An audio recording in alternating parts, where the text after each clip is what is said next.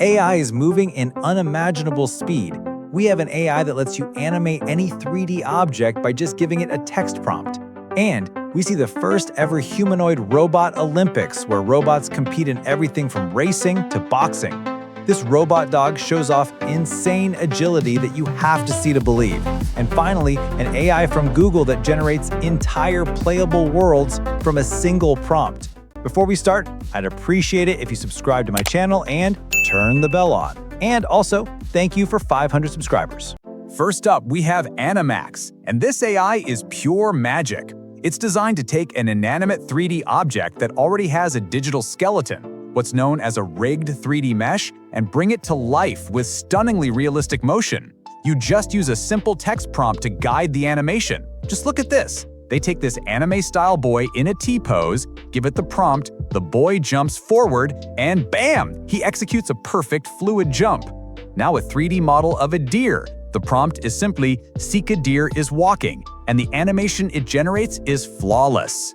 They do the same with a seagull model, prompting it to fly. The wing flaps, the glide, it's just like watching a real bird. This is wild. Even objects without limbs work. They give it a 3D flag, and the prompt, the flag is flying, and it simulates the physics of wind perfectly. And here's a laptop. The prompt, the laptop is closing. It understands the hinge mechanic and closes it smoothly. This is perfect for product animations without needing a complex physics engine. It can even handle famous characters. Here's Mario, a Minecraft-style character, and Po from Kung Fu Panda, all animated perfectly. Amazing!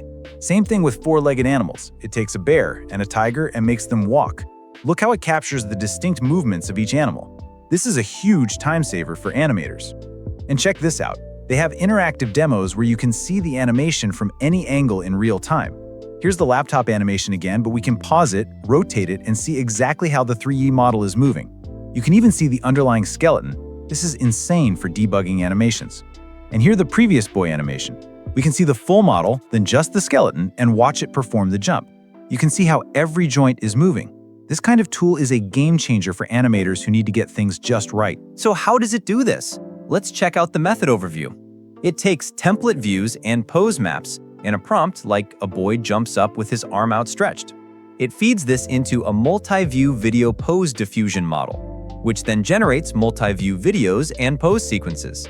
Finally, through joint recovery by triangulation, it animates the 3D mesh. It's incredibly complex but powerful. Now, for the big question, can you try this magic yourself? Not quite yet.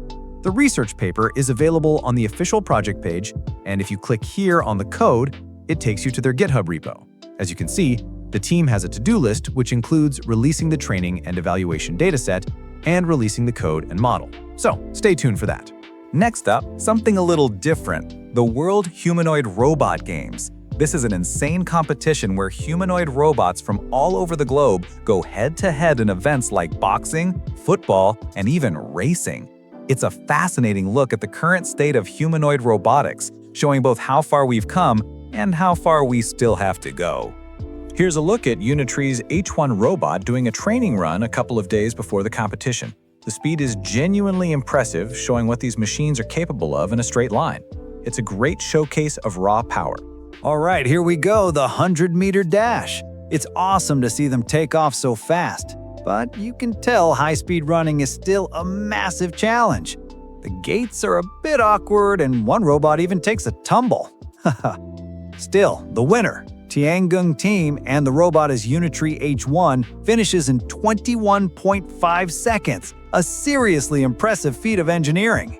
The 400-meter race really tests their endurance. You can see the winning robot from Unitree is fast, but maintaining stability through the corners is tough.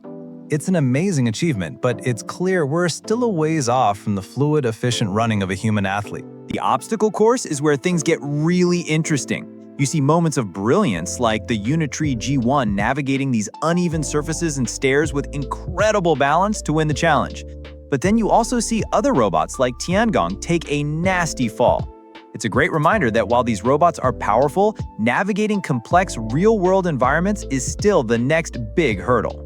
The boxing is just pure fun to watch. The fight was Unitree G1 versus Unitree G1, their landing punches and showing some impressive durability.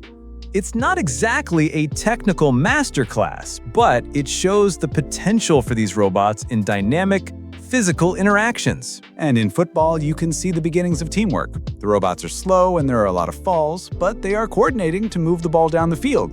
Getting multiple robots to work together is a huge challenge, and this is an awesome first step.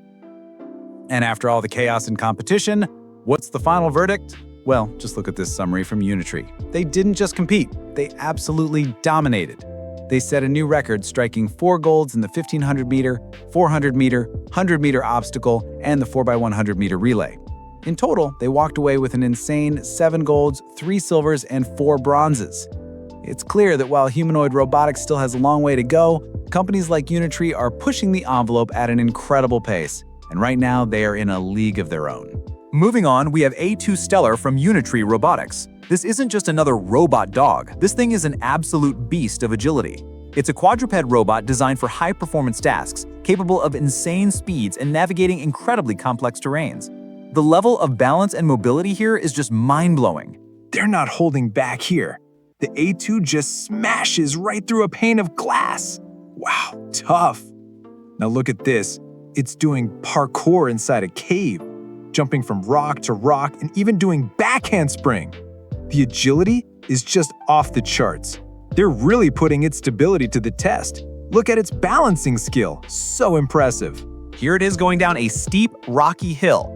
The way it adjusts its footing and maintains balance is incredible. This is perfect for search and rescue missions. And now a full-grown man is standing on its back and the robot is holding steady. It can handle a serious amount of weight. Here it is effortlessly climbing up these massive blocks. That's a huge vertical leap for a robot this size. This shows its practical side. The A2 is carrying a heavy-looking backpack up a steep, dry hill. This could totally be used for deliveries in tough terrain. And check this out, a 12.55-kilometer run that took over 3 hours carrying a 30-kilogram payload. This robot just does not quit. What an absolute workhorse. And if that wasn't enough, they even have a version with wheels on its legs. This is the future of robotics, right here. Finally, get ready for Genie 3, a new frontier for world models from Google DeepMind by Jack Parker Holder and Shomi Fruchter. This is a total game changer for creating virtual worlds. You can give it a text prompt, an image, or even a sketch, and it generates an entire playable, interactive 2D video game world from scratch. I mean, you can literally create your own video game just by describing it. This is incredible. Here's a world generated from a real-life video of a horse show. The AI understands the context and creates a fully controllable horse riding game. Amazing. This one is from a video of someone skiing. Now you can control the skier yourself, navigating down the mountain. A real-world video of a helicopter flying over a cliff turns into an interactive flying game. You can literally play the video. This is where it gets crazy. You can move through this world, and it's all being generated on the fly. It's not a pre-built simulation. The AI is creating it as they play. Genie 3 also has world memory. Watch this. The user is painting blue strokes on the ceiling. They can look away, move around the room, and when they look back, the paint is still there, exactly where they left it. You can even add events on the fly with a text prompt. Here, they're walking down a path and they just type, "A man in a chicken suit appears," and boom, there he is. Now, a man on a jet ski. This is just incredible. You can literally conjure anything into your world just by typing it.